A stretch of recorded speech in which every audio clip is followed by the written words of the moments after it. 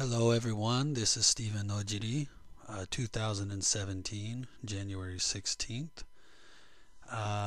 So, I could take a long introduction, but most people who are listening to this should pretty much know who I am and where I stand. So this video, or not video really, a recording, I like to do the recordings because then that way you don't particularly have to visually attend. You can just sort of play this video. You can take notes to the video, you can play it in the background. Some people can have it routed in through their car speakers. You can listen to it while driving. That's why my preference to do the audio recordings as opposed to the videos. Anyway, long story short, I'll probably keep referring to it as a video because, as many of you know, for years, I used to do videos. So for those of you that aren't familiar with me, my name is Stephen Nojiri, and I used to work with Anthony Cummins on the Historical Ninjutsu research team. Back in 2007, me and Anthony met, and in late 2007, early 2008, we started working together. And now you have to understand, it's been a decade. So now it's 2017. It's been slightly less than a decade because we met and started talking at the end of 2007. But it's been essentially a decade, 2007 to 2017, 10 years. So it's been a long time. Anyway, we used to work together. We used to produce videos. Sometimes we would work on the same video. Sometimes, he would do his video, I would do my video. Sometimes our videos bounced back and forth from each other. We would discuss one topic in two different ways. Some of you guys who are around back then remember how it used to be. If you are newer to this whole online ninja community thing, then you may or may not know who I am, or you may or may not know how the Historical Ninjutsu research team used to be, 8 years ago. 9 years ago. But that's an important point. It's 2017. Essentially, this has been going on for a decade. And my 2017 first thing to say in 2017 is, it seems very clear that historical ninjutsu and historical gungaku does not really appear to interest most of you guys. Some of you are very interested in it, but for the most part, it seems that the real in-depth meat and bones is not appealing. It's just not interesting. Now, like I said, let me backtrack just a moment. I used to work with Anthony, and me and Anthony are still friends. I know there's this idea floating around the internet that me and Anthony don't like each other, and we have spat back and forth, but we're friends, we're buddies. So the thing is that me and Anthony for 10 years been working on this. Now, I did split away from the team. I released a book called In Praise of Spies, and then after that I split from the team. Yes, I split from the team because me and Anthony were not seeing things necessarily eye to eye, but it was because, this is why. The thing is Anthony was really, really convinced that everybody would respond to certain material a certain way, and I just was thinking something different. And anyway, what I'm getting at is the fact that Anthony really thought that everyone would love historical ninjutsu, would love gungaku, etc., etc. And I was just thinking that you guys really wouldn't like it, and that I couldn't see a way to synthesize the things that you guys really want versus the things that I wanted to produce. So I broke away. I didn't break away from the team because of something the team was doing. I didn't see the solution. I didn't see how that was going to work, and so I broke away, and I tried to produce material that the team wouldn't have produced in an effort to try to hit things from another way. Long story short, Anthony kept doing stuff one way and I was trying stuff another way. I essentially, as many of you know, fell out.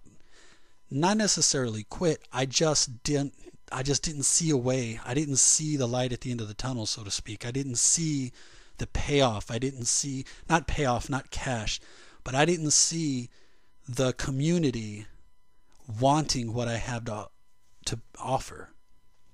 So as many of you know, I just backed out, and I pop up now and then occasionally. So I've popped up again in 2017, and my intention is to be a little bit more present. But I have to be honest with you guys. It doesn't appear that even with Anthony's approach, it doesn't appear that you guys want what we're offering. Now that doesn't mean that we stop. And obviously I can't speak for Anthony. Anthony would have to speak on this himself. But for me, I will continue to produce material to the level that I believe it should be produced. But I know that most of the community is not really interested in that. So that leads to a similar a problem. Whereas in the past, my solution was to just produce what I felt needed to be produced and then step away. In 2017, I'm taking a different approach, almost like a New Year's resolution. 2017, I will try to be more present. I will continue to produce what I believe needs to be produced in the way that I believe it needs to be produced. But I will also try to be more open and more present and receptive to responding to the community's needs and the community's interest. Now I know that what I believe is right and what is needed will not match what the community wants or what the community is requesting. So there will always be a discrepancy, and that's fine. That's okay. I will continue to produce material in hopes, and selfishly, right? In hopes, because hope is always a selfish thing. In hopes that future generations will want what I'm offering. And then I will put forth my effort to give what the community wants to some measure. Now again, I know that there's a lot of you that actually do want the material that I want to produce. But again, it's very clear. I've been sitting back now, as many of you, like I said, I split away and then I went on my own and then I sort of disappeared and just pop up now and then. But I have been watching. And what I have seen is kind of like the way people really are, in the sense of the way what people really want, what people are actually interested in. You know, see, back in the day, some of you remember, some of you don't. Anthony and I used to like patrol and police, right? We would always be present. We would always be posting, you know, and quite frankly, it was extremely time consuming. We would like post all the time. We'd make videos all the time, post all the time, comment all the time, respond all the time, meet with people on Skype all the time. It's extremely time consuming, by the way. It's like, it is a full-time job. So when we were doing that, you know, everything was going kind of the way that we thought it should be going. People seemed to be interested in historical ninjutsu. People seemed to be very interested in, like, you know, gungaku and the reality, the actual ninja, the actual samurai. But I disappeared, and Anthony even didn't disappear, but you notice, you know, he doesn't make videos all the time. He doesn't go on the posting boards all the time. When we backed away, there's been a shift back to where people want to be, like when we've kind of let people just do as they want, and it's become very evident that people don't want historical ninjutsu. People don't want historical gungaku. Again, that's not everybody. I'm not saying that everybody, because I know there are many of you that want it. But as a whole, you know, 85% of the people are not showing an impetus of their own efforts to historical ninjutsu, to historical gungaku. Everything is shifting back toward very fantasy, fictional samurai, fictional ninja. I mean, I logged in the other day and I saw people posting about samurai versus ninja. You know, it's 2017. Anthony more than me. Of course, Anthony has produced far more material than me. But Anthony and me, because I was doing it too for years, have produced copious amounts of written material audio material, visual material, videos, audios, recordings, books, clearly explaining that the whole samurai versus ninja thing is just fiction. Yet in 2017, that's still being discussed on the boards. In 2017, I have watched some of you who should know better saying things that you should know are completely fictional. And I won't call you out by name, but some of you who are listening, maybe, I don't know if you're, I don't know who's actually listening to this, but some of you know that you've backslid into fiction. Now, with that being said, so there's my thing. A lot of time and effort has been put in to try to show the reality and clarity, but it seems that a lot of people don't want it. Now, you may think, oh no, Jerry's bitching, he's wagging his finger, he's complaining. I'm actually doing the opposite. What I am doing is I am acknowledging where the vast majority of the people are. And I am willing to come to a solution for that. In other words, like I said earlier, I will continue to produce the material that I believe needs to be produced at the level, in the way that it should be produced. However, because I know that the majority of the people don't want that, I'm also willing to work with where you guys are and what you're interested in. Now, my only rule is I will always only ever work with something that's truthful. Right? So I'm not going to indulge any kind of fictional fantasy. But if it's something that is real, something truthful, historically accurate, and even though it may not be to the level that I think is appropriate, but it is what you want, or it's a topic that I think is not important, but maybe you think it's important, then I'll still talk with you about it, etc., etc. I will meet with you on what you're interested in. What are you interested in? What is it that you want to discuss? And again, though, the only rule is that it will only ever interact if it's based on something accurate and historical, something truthful. Don't ask me to explain the battle between samurai and ninja, because that's bullshit, right? So don't ask me to explain that. Don't ask me to engage in a fictional conversation or a conversation about something that's mythical, fictional, fantastical. But like, for example, if you want to discuss, like I personally, again, some of you, those who know me, you already know this, but for those who are not sure who I am or why I even think that I should be talking, I am all about samurai spirituality, samurai ethno-historical research. I am less inclined to tell you how to build a kabuto, but I'm more inclined to tell you why it looks the way it does. Why is it colored the way it is? Why are the ornamentations the way they are? I am more about the symbolic meaning of things. So like, for example, Anthony, he's really good about giving you the physical dimensions of gear, but I'm more apt to give you the historical background of the gear, right? Because, and Anthony would do it too, but you see what I'm saying? Like, and that's how we used to complement each other when we worked on the same team. He would do one part, I would do one part, and together you guys got really good product, for lack of a better word. I hate to say product, but the result of what he did and I did produced some really good material. And so that's why I'm a little frustrated to see people backsliding even to the days before me and Anthony hit the scene, or before Anthony hit the scene, because Anthony was on the scene before me. He was here for about a year and a half, maybe a year before I got involved with his team. Maybe earlier than that, but my understanding is that he was making videos and he was an online presence about a year before I joined the team. Anyway, point of the matter is people are going back to even before those days. So it's a little frustrating. That much work, that much effort, that much synergy between talent and producing stuff that people have, for lack of a better word, thrown out of the window at this point. It's a little frustrating. But I'm getting off topic. The point of the matter is that 2017, people are going to need to make a choice. And I've said this a lot, but it's really apparent now, guys. It's very apparent.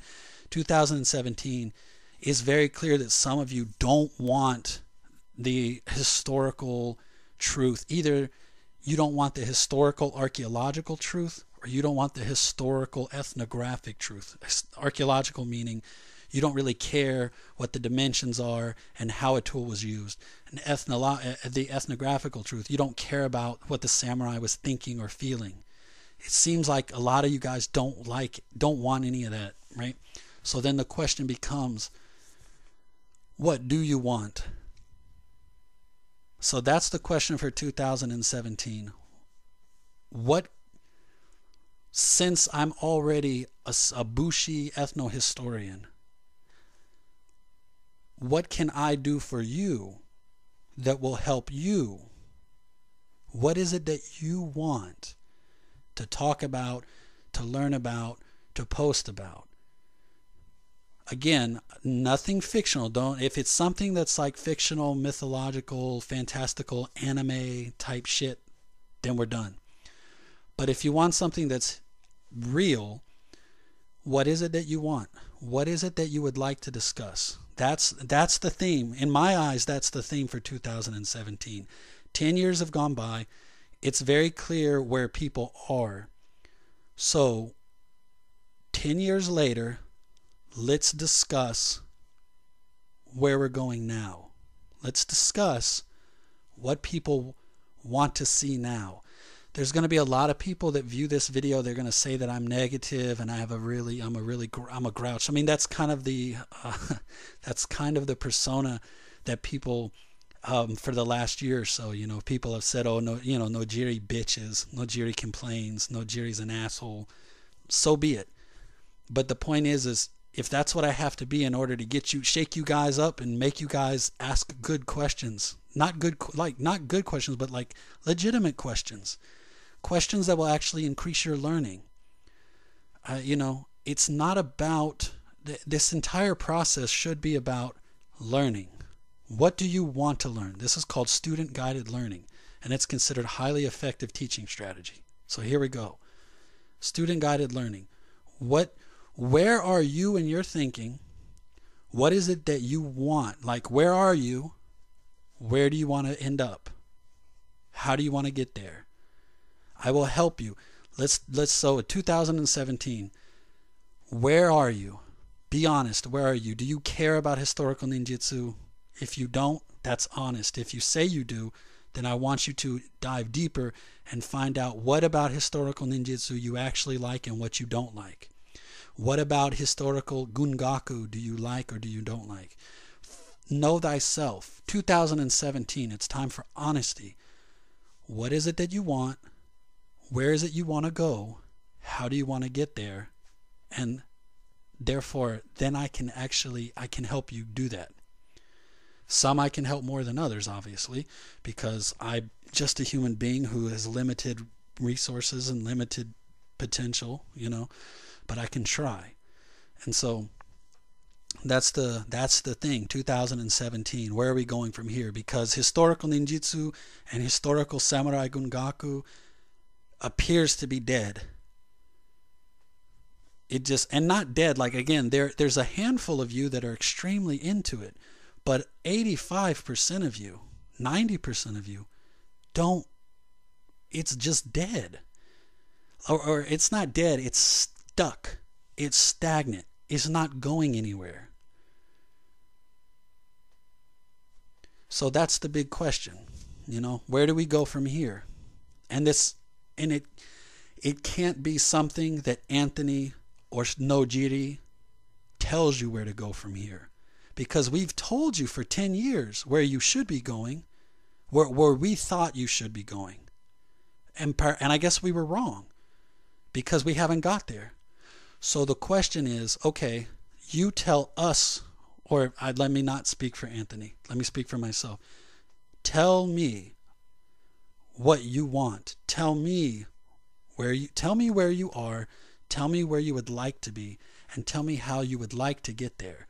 And then that allows me to be able to tailor whatever I have to offer to you in order to get maximum effect. So that's the 2017 message. We have to reorganize. This is starting to fall apart. This is getting very convoluted, very watered down. People are disappearing. People are just, it's not working anymore, right? And maybe I'm to blame. Oh, no, Jerry, if you'd have stuck around, it wouldn't have fallen apart. Man, look, I'm only a human being, and I have numerous responsibilities in my own life. I can't be on here constantly posting, constantly dropping videos, constantly correcting people, right? That constant correction comes from the community members who want the same goal. And like I said, while there's a handful of you that have done very well about keeping the dream alive, for lack of a better word, it's still not working. There's like a small group that is doing it the way that we designed it. But the majority is just not working. It's not happening. It's fallen apart. It's gone. So then the question, okay, so then 2017, we need to reorganize. And again, I ask you those questions. Where are you? Where do you want to be? And how do you want to get there? Once there's a general consensus of that, then everything can sort of be tailored to that. Because again, the original plan, the plan from 2007 that has taken 10 years to now is done. It's not working. Now maybe Anthony Cummins feels a little different. I don't know if he'll put a video up responding to this video. I'm not entirely sure what he's going to say about this, but I'm saying it's not working. So we need to reorganize. 2017, we need to reorganize, and we need to figure out what it is we need to do in 2017, because everything is falling apart. Okay, now that's 22 minutes of me basically saying that shit's not working and we need to figure out what's going on. Some of you may still be listening. Some of you have just cussed me out and turned the video off. That's fine. But here we are at 22 minutes. So now let me go ahead and stop that and say, all right, that's on our to-do list for 2017. Now let's talk about my to-do list.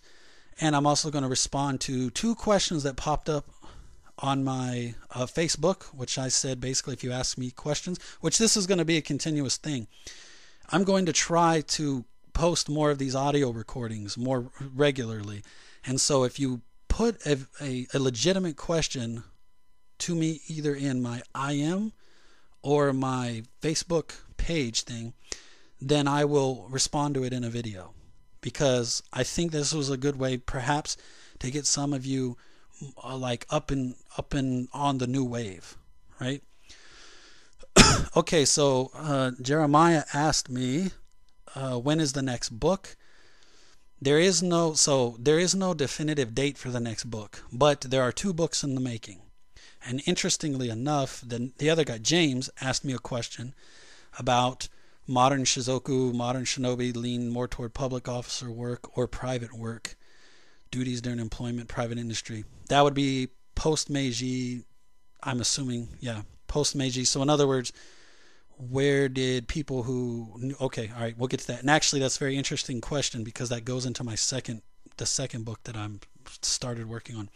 The first book, as many of you know, is a Go Nancho Kusunokiru book. It's going to start in the Nanboku Chojidai, then it's so the 1300s, then it enters into the Yoshino Jidai, then it goes into the Sengoku Jidai. It's going to track Kusunokiru and the Go Nancho movement from the late 1300s through the 1400s, 1500s, 1600s. So basically you've got 13, 14, 15, 16, so a 400-year period. And the reason for that is because Gokusunokiru, if someone studied Gokusunokiru, it's not a guarantee that they're part of like the Go Nancho, which again, Go Nancho is a modern term. I have to also reiterate that Go Nancho is not exactly the term that everyone uses. It's more of a modern term, but I'm using it because it's simple, quick, easy. Go Nancho, right? Go Nancho, which means the second Southern Court, or the Southern Court after the treaty was broken. So basically in the 1300s, you have the Southern Court. and then there's a treaty at the very end, like in the 1390s. That treaty gets broken, and then the Gonan, and then in the 1400s, the Gonan Sho, which again that's a modern term, is formed. It's basically the Southern Court loyalists reorganize, and then through what's called the Yoshino Jidai, which again that's a Southern Court term. Yoshino Jidai is the time period that the Southern Court loyalists were operating out of Yoshino. So Jidai, time period, right? So like, Sengoku Jidai, Yoshino Jidai. But again, Yoshino Jidai is a Southern Court term. So the Yoshino Jidai is the 1400s, and then we have the Sengoku Jidai, etc., etc. In the 1300s, we know that. So anyway, long story short, the Kusunoki-ryu, you don't have to be a Southern Court loyalist to have it, but Southern Court loyalists utilized it. So when you're tracking Kusunoki-ryu through 400 years, you are also almost always, not always, depending on which branch of Kusunoki-ryu you're tracking, but the good branches, the strong branches, the main branches and stuff, they're always running alongside Southern Court loyalists. So to track Kusunoki-ryu for 400 years, you are tracking Southern Court loyalists. Not always, but mostly. There are many schools and branches and stuff that got some form of Kusunoki-ryu that are not part of the Southern Court loyalist. But again, like I said, the key lineages, the key routes of transmission are hand in hand with Southern Court loyalist. So the book will be a focus on on 400 years of Kusunoki-ryu, from its creation to not its ending. It didn't end in the 1600s, but in the 1600s, as many of you are aware, the Kusunoki-ryu Gungaku, which was like a massive a warrior school, was a school, like literally, with a headmaster and a building and a location and students, came up in the 1600s, and it was big, and it was like famous, and it was the shit. And then a rebellion didn't work, and the school was completely demolished and closed. Students were executed, students were put in jail, blah, blah, blah, blah, blah. And after that, Kusunoki-ryu never like arises in a huge way again. So it's not the end of Kusunoki-ryu, but it's kind of like the last historical hoorah. So we're going to start from 1300s and then go into the late 1600s, and we'll discuss. I'll discuss what happened to it after the revolt did not work and the school was crushed, etc., and like where did it go, what happened, and things like that. But again, hand in hand with Southern Court loyalist.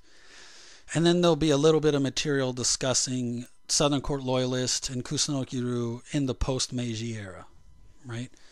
But for the most part, this book is going to take a while, because this book is going to be thick. It's going to be in-depth. It's going to be proper academic. People always were getting on my case for not having all of these citations and footnotes. There's going to be footnotes. There's going to be citations. This is going to be a proper university level publication. And it's going to have diagrams and pictures, and I'm going to try to make it hardback. So this book is going to take some time, but that book, the Gonan Sho and the Kusunoki-ryu book, ideally would be like one of my masterpieces, for lack of a better word. So this book is going to take time. The other book that I have planned is a book that I'm sure I'm going to write it because I want to write it, but I'm not sure if anybody cares. But it's going to be on Tondenhei, and it's going to be kind of like with James's question about Shizoku. How would like a Shizoku whose family were shinobi operate post-Meiji, right? So like, for example, I'm going to say like this book, the other book is Tondenhei. Tondenhei is, all right, so Japan, so it's post-Meiji. Japan has effectively begun to cancel out the samurai class as a legal reality.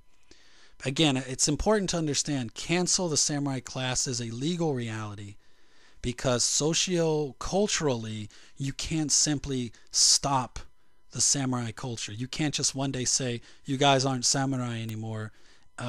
Stop thinking like samurai. Stop behaving like samurai. Stop having the thoughts, hopes, and dreams of a samurai. You can't just cancel that.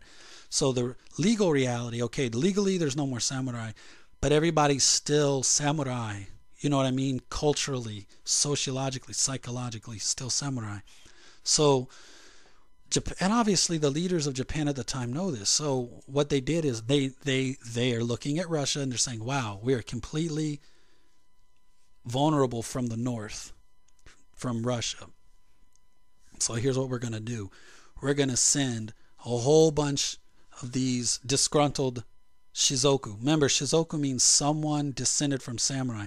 Many of these guys were samurai, but since samurai is no longer a legal reality, they're called shizoku.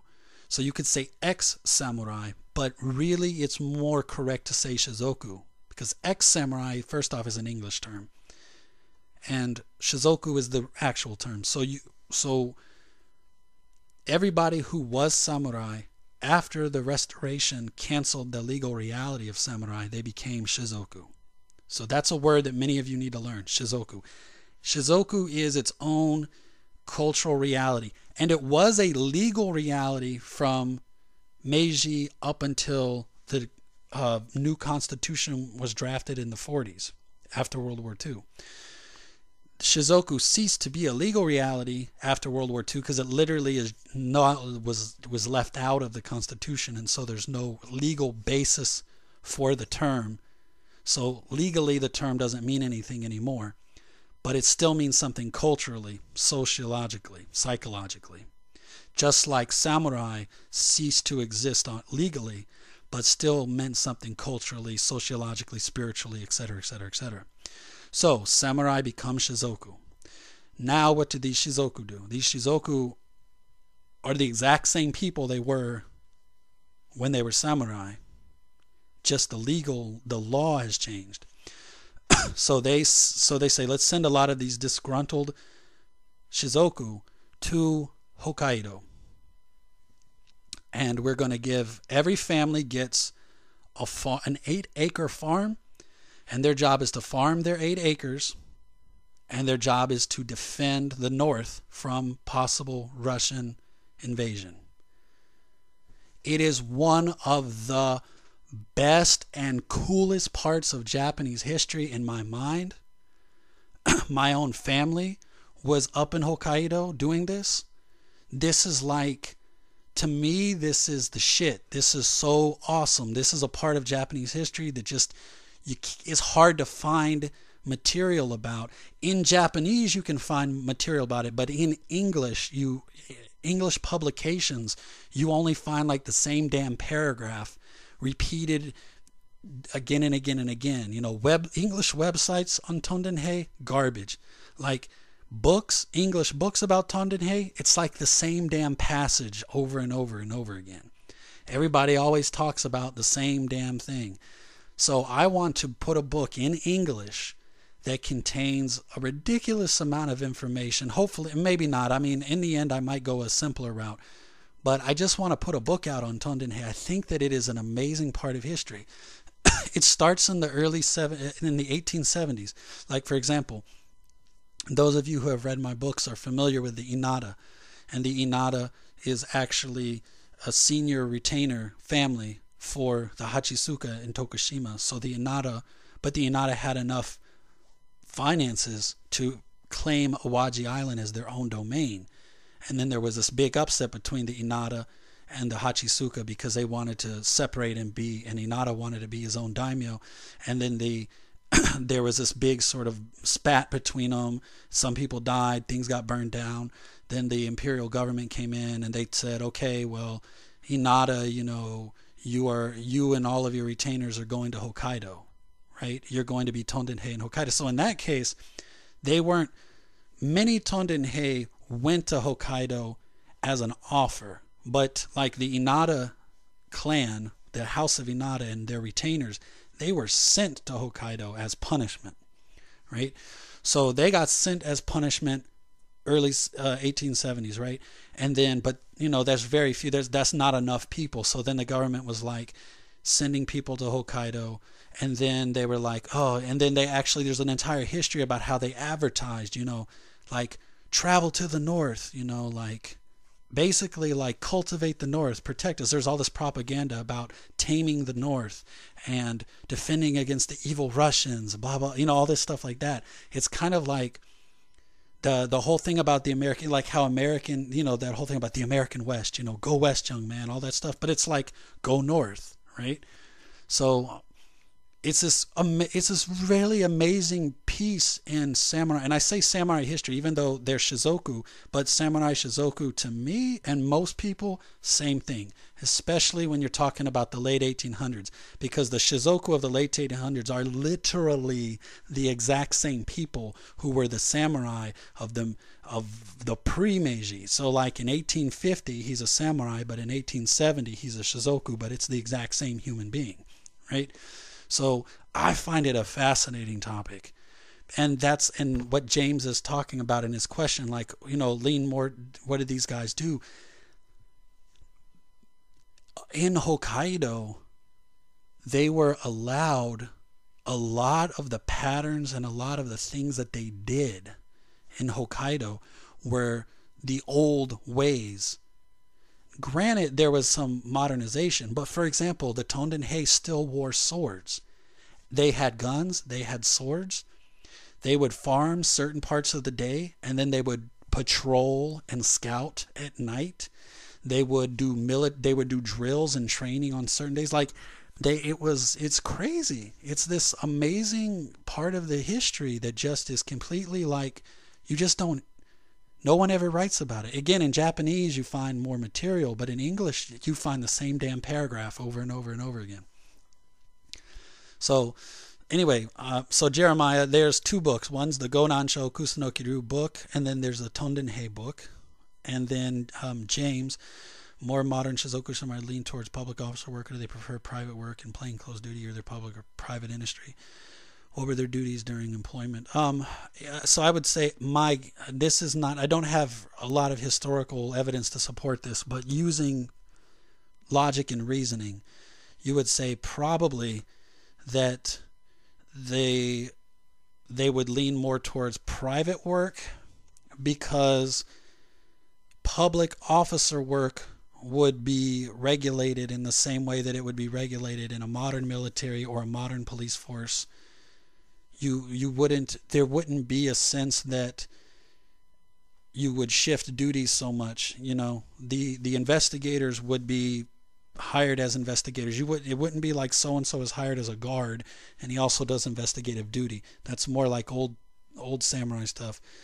This would be public officer work. So they would actually, because you got to remember, in the 1800s they're importing Western ways of doing stuff. So Western police force, stuff like that. So if any Shizoku were doing shinobi activity, they were probably doing it in the private sector, and it would more than likely be related to family affairs. There's some instances of things like that. Now, whether or not you can call it shinobi work is a big question. But there's numerous accounts of Shizoku families still having like behind the scenes covert wars between each other, especially if those families have a history of being against each other. And they might actually oppose each other because in the late 1800s, a lot of these families are vying for position within the imperial government or positions of authority and power within corporations like businesses. And so there's stories about people. One Shizoku family tries to start a business and another one tries to start the same business, and those two even have a history of being enemies from one another. So they might send somebody to burn a factory down, or they might send somebody to get somebody arrested, things like that, right? So I would say, so again, it's not a hard and fast answer, and it's more based not on hard evidence but sort of just logic and reasoning. I would say that Shizoku families in the post-Meiji era any shinobi activities that they did would be private industry, would be private affairs. I wouldn't necessarily be public officer work, because those roles would already be well laid out and established. People would be, because that's the other thing too, we're talking about transitioning from stipends, like you get this much money every month just because you're a samurai in service to the fief, to the han, to the clan, to the house, to whatever, right? Post Meiji, you have stipends. Originally, you do have stipends. People were receiving much money a month from the government because they were shizoku, right? There were shizoku stipends, but the shizoku stipends eventually ceased, and then everybody had to make money, and so people are making money being an investigator for a police station. People are making money being this. So these roles are not something that can shift back and forth. Someone is hired and they do the job, just like anything in modern day, right? So it'd be kind of like, think about it that same way. So if the Shizoku family had shinobi skills, they would probably be used privately, private sector, to settle private disputes among companies or private disputes among families. They wouldn't be necessarily public work. They could be public work, for example, if a shizoku was hired to be a police investigator, then he very well could use shinobi arts while he's an investigator. If that's the case, then yeah, he could use shinobi arts while being a police investigator.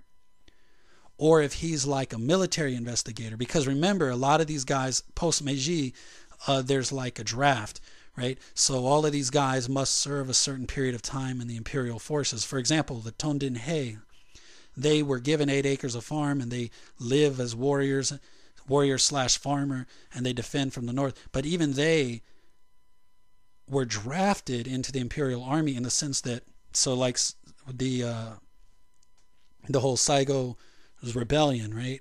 When he rebelled, right? Like the movie, a lot of you who don't know, like the whole thing, the Last Samurai, right? Saigo, his rebellion, all that stuff, right? When that happened, Tondin Hei had to leave Hokkaido, come back to Honshu, and fight for the imperial forces. When that rebellion was put down, then they went back to Hokkaido and resumed themselves as Tondin Hei. So the thing to try to remember and put in your head is the switch from Meiji to the biggest switch between pre-Meiji and post-Meiji is not the psychology of the people, but is the structure of society. It went from being a war class feudal system to being a modern industrial empire. You weren't given a job. You weren't given a paycheck just because you were in service. You had to earn your paycheck. You had to go get a job. You had to be employed. As a matter of fact, there's actually a socio-cultural artifact where Shizoku initially struggled to find jobs and to work 9 to 5 and to earn paychecks, because that was totally against, it's counter the samurai Shizoku mindset to go work, make an hourly wage, all that kind of stuff is like, again, and they were really not good at it. And they were also initially, even though many businesses started by Shizoku later on became empires. You've got all these major Japanese corporations that if you research their history, they start with a Shizoku, right? And many of these big Japanese businesses are actually still the same thing as a clan, because they are still run by the same family, and all the politics of samurai houses still apply to these corporations. It's actually a very fascinating topic, and there's a really good book in English written about it. You should check it out.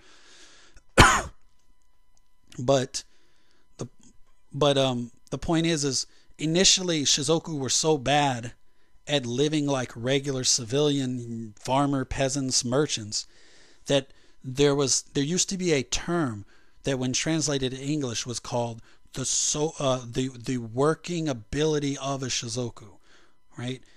I don't remember exactly how to translate, but it's like Shizoku's ability to do business is what it translates out to. And that term, Shizoku's ability to do business, used to be an insult that non-Shizoku would say. They would say something like, wow, that guy's got the business sense of a Shizoku. Right? It used to be a big insult in the late 1800s. If you mismanaged your finances, somebody would be like, oh, hey, you manage money like a Shizoku. Or if you ordered the wrong stuff, oh, hey, he's got the product ordering skills of a Shizoku. You know, like it used to be a big insult because Japan shifted from a warrior run society to a merchant run society, right? Everything became about industry and product and merchants, and even, Japanese warfare changed from warriors to enlisted army, right? So like, for example, think of that. You go from a samurai warrior based way of doing warfare to a modern day Western based military with enlisted men that have the ranks, and you have to do such and such, and you have the bars and the stripes and the this and the this and this and this. And it's like a completely different beast. So that's the biggest thing. If you want to get an idea of how a Shizoku would continue to use their traditional samurai arts, you have to really look at the world that they found themselves in. The Shizoku found themselves in this world run by civilian merchants. It was an industrial, modernized, quote unquote, it's very based on Dutch, English, American models of business and military and policing and investment and architecture. So you got that, and that's the most important thing. So if you were a Shizoku and you had all this samurai culture and you found yourself either as a police officer or as an officer in the military or as a tondenhei or as the owner of a textile business, and you knew ninjutsu from prior, how would you apply ninjutsu in that setting? And so that's why I can't really answer the question, but you can use logic and reasoning to sort of get an idea of how it might appear, right? So for example, this one Shizoku family might be very, very powerful and wealthy in a particular area. So then maybe the local crime lord kidnaps their kids for ransom, because this happened, right? So then the Shizoku, now the samurai that used to serve under him as samurai now work for him as employees, because that's the way it's done now. So then he tells his employees, who used to be his retainers, but now they're his employees, he tells them, hey, we're going to use our old ways to get my kids back. So then they do all their yoning and find out where the kids are, and then at night they sneak in, kill everybody, burn the shit down, and take their kids back. That kind of stuff is more akin to what you probably would have seen than anything like formally within the realms of the rules of the systems post Meiji. And I hope that makes sense. So anyway, all right, so yeah, Gonansho Kusunokiru book, Tondenhei book, and when thinking about Shizoku, just remember that it's the same socio-cultural reality, but it's been uprooted and planted into a merchant industrial country. And then from there you can go, that's where you start from to try to figure out the questions. All right, hopefully some of you got to the end of this video and it was of some value to you. Before I hit the 50-minute mark, let me just reiterate, 2017, we need to reorganize. We need to figure out what we really want, where we really are, what we really want, and how we would like to get there. So that way we don't keep spinning our wheels in different directions or waste another 10 years. It's not wasted, but still, 10 years and people are still asking about if samurai and ninja are the same thing. Guys, it's 2017. We need to catch up. All right, take care. Bye. Hello, everyone.